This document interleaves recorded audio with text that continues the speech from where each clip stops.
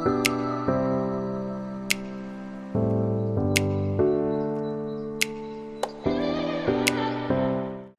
everybody, Lady Nomsi here. I hope I find you well. Makadi Zhenyu. Thank you so much for tuning into my channel. I totally appreciate it.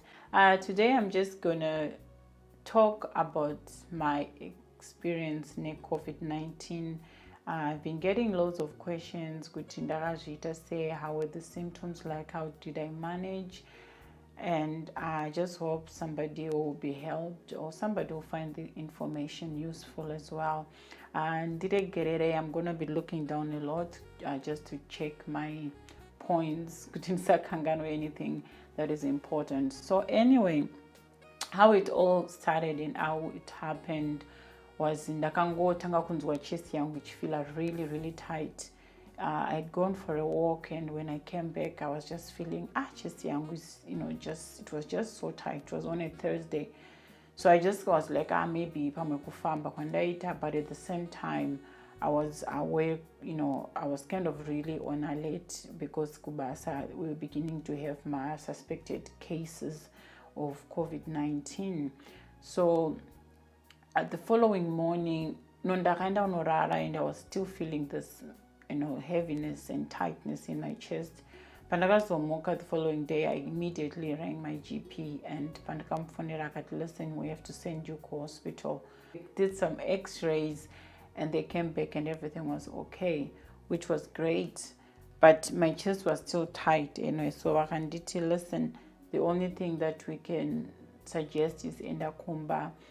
Just keep monitoring yourself, and also wait to also shades were in for your test, because Dr. Ngangandi booked for a COVID-19 test. So that was on a Friday. Pandakabva hospital and ndichizonorara. At this point, ndandane chest pains, and I was beginning to have fever. So GP wangu suggested kuti keep monitoring your temperature, and also if you have any shortness of breath, immediately to contact them. And everything else, they just said I have to be taking paracetamol. The symptoms that I was having the chest pains, I was having headache, and as the days were progressing, diarrhea. I also started vomiting. I was feeling very weak. I had fatigue, and I was only taking paracetamol. And paracetamol actually is the only thing that they were like recommending for you to take. So there wasn't much that they could do, and the doctor had put me on antibiotics just to avoid any further infections. So I drip my antibiotics, and I was just taking my paracetamol, and I was drinking loads. I was drinking. I'm not a doctor. I don't know. I'm just telling you what I did. But I was drinking vuraye, garlic, lemon, and ginger. I was taking that as well. I had to immediately get into isolation, and food, they threw up a door, any cutlery, any plates, anything that I used, it wasn't washed. My husband was taking care of that, and just to avoid kutivana and all that. And we were just very careful with that. But most importantly, what carried me through that time was prayer.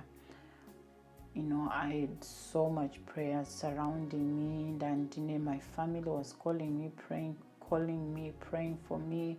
They were texting. I had calls from everywhere. I was just surrounded with so much love and with so much prayers, and that really pulled me through. And I can safely say it was the grace of God that saved my life. Nokuti time iyoyo vanhu vazhinji vakafa. There are loads of families that lost their loved ones, and I don't take it for granted that God spared my life and that I'm here today. That is why you see me now doing all these YouTube videos and pursuing things that I love inyaya kuti you just made me realize kuti we are very frail, and any day, anytime, tinogona ku, we can leave earth, so I'm thankful for that. And recovery, all I did was just rest. I was still weak for a very, very long time. I was still tired for a very, very long time. And it just, even me, I was beginning to get impatient, but I just kept on pushing. So yeah, guys, that's my story of COVID, and I hope somebody picked a thing or two. And again, I just pray this thing passes. I pray that none of you guys get it, because it's really bad. And thank you so much for watching. Please don't forget to like and subscribe, and as I'll be uploading more videos. God bless you all. Take care.